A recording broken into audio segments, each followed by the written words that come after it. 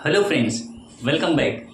Last class में मैं profit and loss that means लाभ और हानि के क्वेश्चंस को लेकर के आया था और जिसमें मैं टाइप 8 के बारे में बात किया था। और आज जो है हमारा ये टाइप 9 रहेगा, ठीक है ना। टाइप 9 रहेगा, ठीक है। तो इसमें अकॉर्डिंग टू क्वेश्चंस दिया हुआ कह रहा है कि दो वस्तुओं का कुल क्रय मूल्य 34,500 रुपये है। पहली वस्तु को 9% हानि तथा दूसरी वस्तु को 4% लाभ पर बेची गई,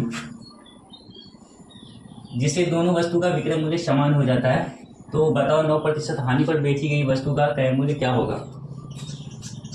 तो यहाँ से देखते हैं कि अगर हम कॉस्ट प्राइस, पहली वस्तु का कॉस्ट प्राइस अगर हम मान लेते हैं 100 और दूसरी वस्तु का भी कॉस्ट प्राइस 100 मान लेते हैं, ठीक है। तो कहता है कि पहली वस्तु को 9% हानि, 100 का 9% हानि, 9% हानि निकालने जाएंगे तो कितना हो जाएगा हमारे पास 91। तथा दूसरी वस्तु को 4% लाभ पर बेची गई, 4% लाभ, 100 का वस्तु पे 4% लाभ कितना हो जाएगा 104, ठीक है ना। तो यहाँ से देखेंगे इसका रेशियो निकालने जाएंगे 13/91, 13/104।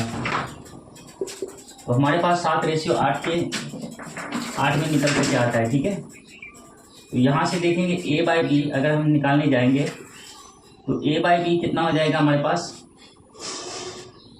तो A/B हमारे पास निकल करके आएगा 8 बटे में कितना 7 आ जाएगा, ठीक है। A/B हमारे पास 8 बटे में 7 आ जाएगा। ओवरऑल यहाँ से देखते हैं 8 7 15, 15 रेशियो कितने के बराबर है। ये वस्तु का क्या हो जाएगा SP है ये हमारे पास। तो 15 रेशियो बराबर कितना है 34,500। तो 34,500 लिखेंगे यहाँ पे। और हमें पूछ रहा है कि बताओ 9% हानि पर बेची गई वस्तु, 9% हानि पर बेची गई वस्तु, तो 9% हानि पर बेची गई वस्तु 8 रेशियो में है। तो यहाँ से क्या आ जाएगा हमारे पास 15 का टेबल पढ़ेंगे, 15 दूनी 30 और 15 तिया 45। अब इसको गुना कर देते हैं 0 0, 8 तिया 24 के 4, 8 दूनी 16, 16 को 18, 18,400। वस्तु का क्रय मूल्य कितना हो जाएगा 18,400। अब मैं इसका अदर मेथड, दूसरे मेथड बताना चाहूँगा कि मान लेते हैं कि सेकंड मेथड बताना चाहूँगा। 100 की वस्तु है, 9% हानि यानी 91 पर बेची गई, ठीक है ना। 9% हानि यानी 91 पर बेची गई। अगेन क्या करता है 100 की वस्तु अगर 4% लाभ तो कितने पे हो जाएंगे 104 हो जाएंगे। कितने हो जाएंगे 104 हो जाएंगे हमारे पास, ठीक है ना। 104 हो जाएंगे। यहां से कह रहे हैं कि दोनों वस्तु का विक्रय मूल्य क्या होना चाहिए, समान होना चाहिए। कितना क्या होना चाहिए, विक्रय मूल्य समान हो जाता है ना। तो विक्रय मूल्य समान तो यहाँ हो नहीं रहा है।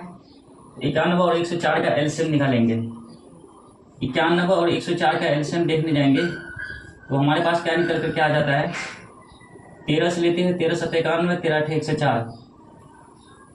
तो यहाँ से देखना चाहेंगे तो हमारे पास क्या हो जाता है, यहाँ पे हमारे पास 91 है। 91 को अगर हम गुना करते हैं 8 से, तो 8 से गुना करेंगे तो यहाँ पे भी हमें 8 से गुना करना पड़ेगा। अब हमारे पास 104 है, 13 8 104, इसको 7 से गुना करते हैं। इसको 7 से गुना करेंगे तो कितना हो जाएगा हमारे पास, यहाँ पे भी 7 से गुना करना पड़ेगा कॉस्ट प्राइस में, ठीक है ना। तो ओवरऑल हम देख रहे हैं यहाँ पे सेलिंग प्राइस क्या हो गया, विक्रय मूल्य समान हो जाता है। यहाँ से 8 1 8, 8 9 72, 7 जगह 28 के 8, 10 7 70 2 72, ठीक है ना। सेलिंग प्राइस समान हो जाता है। लेकिन कॉस्ट प्राइस क्या हो जाता है हमारे पास, यहाँ से हो जाता है हमारे पास 800 और ये क्या हो जाता है 700। 800 और 700 कितना हो जाता है, 8 7 1500 हो जाता है हमारे पास, 1500 हो जाता है। दो वस्तु का कुल क्रय मूल्य 34,500 रुपये है। तो हमारे पास यहाँ से कितना निकल करके आया, 1500 निकल करके आता है।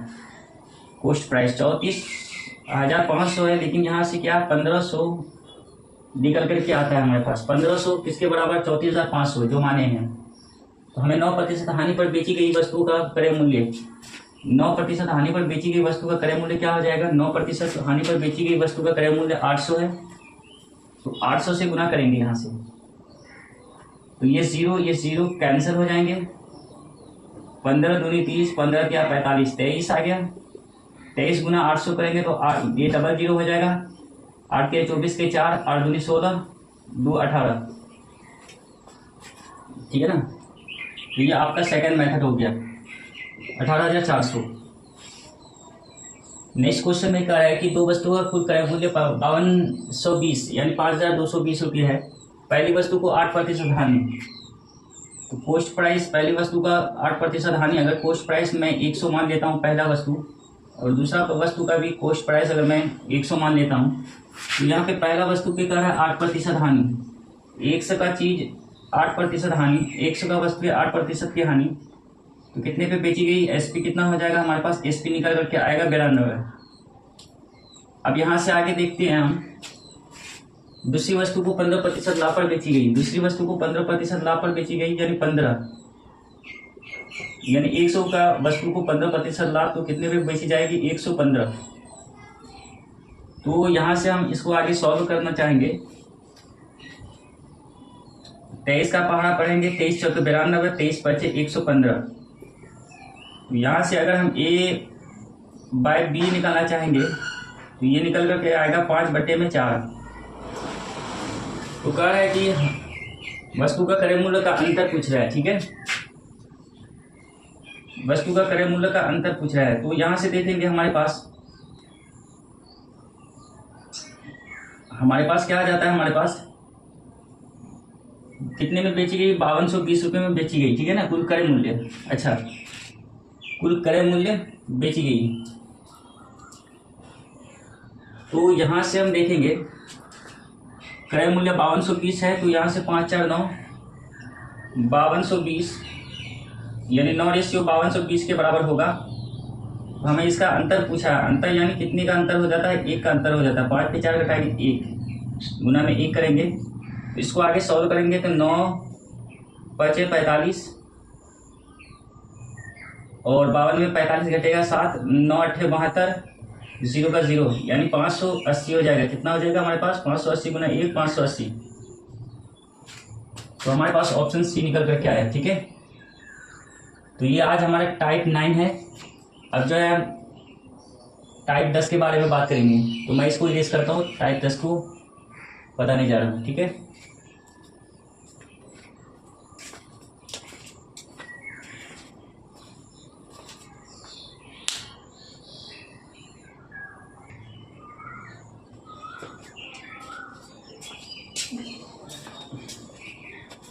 नेक्स्ट टाइप नंबर 10 को देखेंगे। इसको टाइप के अकॉर्डिंग याद रखेंगे तो अच्छा रहेगा, बेहतर रहेगा आपके लिए।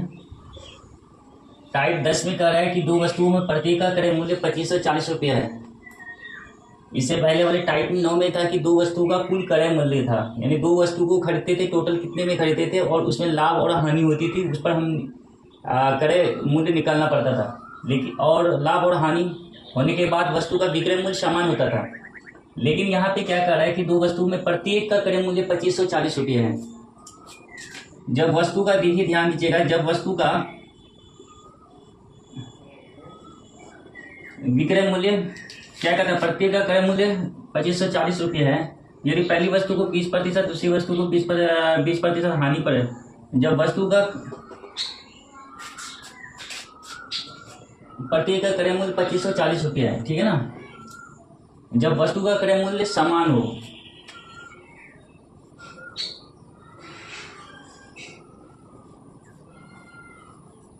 जब वस्तु का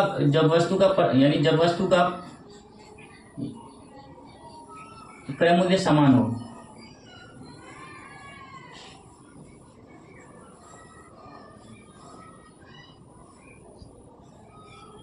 ठीक है ना। तो इस कंडीशन में देखिए क्या कह रहा है कि इस कंडीशन में हम याद रखेंगे 20% लाभ तथा दूसरी वस्तु को 20% हानि, 20% लाभ और 20% हानि तो 20% है, और बट्टे में 2 कर देंगे। तो यहाँ से हमें वस्तु का लाभ और हानि पता चल जाएगा, लाभ और हानि पता चल जाएगा, लाभ होगा या तो हानि होगा वो पता चल जाएगा, ठीक है ना। लाभ और हानि पता चल जाएगा। तो यहाँ से सॉल्व करेंगे तो ये 0 हो जाएगा, 0/2 यानी 0%, ठीक है ना। अगर हम यहाँ मान लेते हैं कि माना कि एक पहली वस्तु का क्रय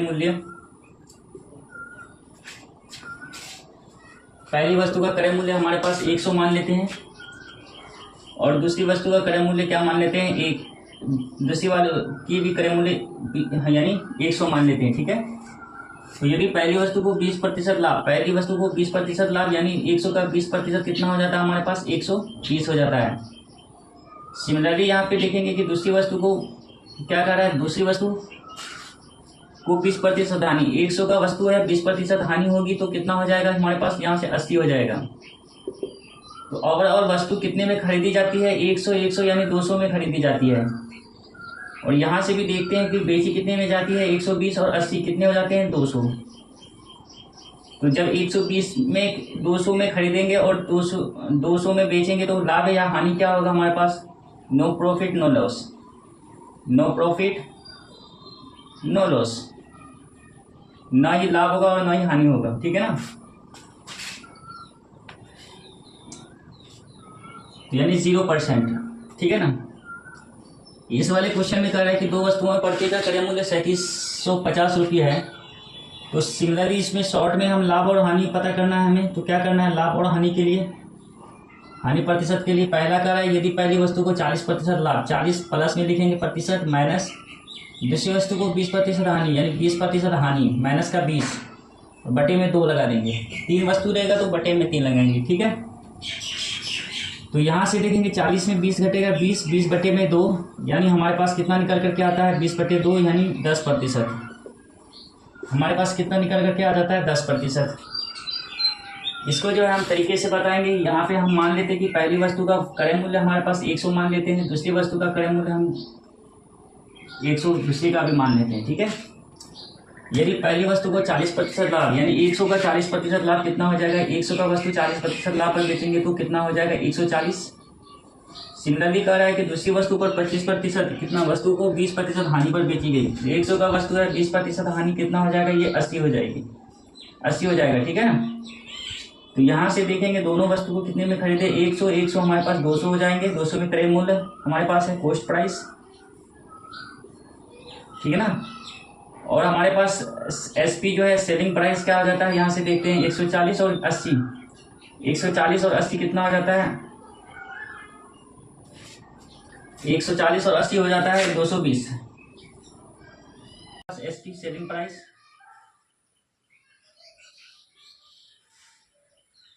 तो यहाँ से देखेंगे 200 का वस्तु 200 का क्रय मूल्य और हमारे पास विक्रय मूल्य 220 है, तो कितने यहाँ पे 20 के लाभ हो रहे हैं, कितने का लाभ हो रहे हैं, 20 के लाभ हो रहे हैं, 20 के लाभ हो रहे हैं। क्रय मूल्य लाभ प्रतिशत निकालना है, लाभ और हानि प्रतिशत जो निकालना है, तो हमें क्या करते हैं, लाभ और हानि प्रतिशत के लिए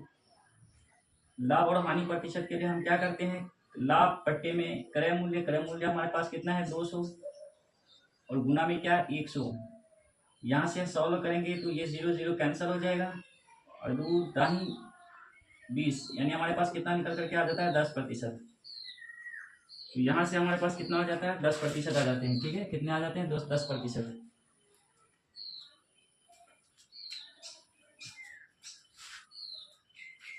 ठीक है ना।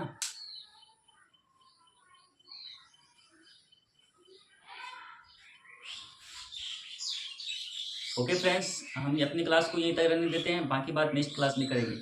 Thank you so much watching for this class.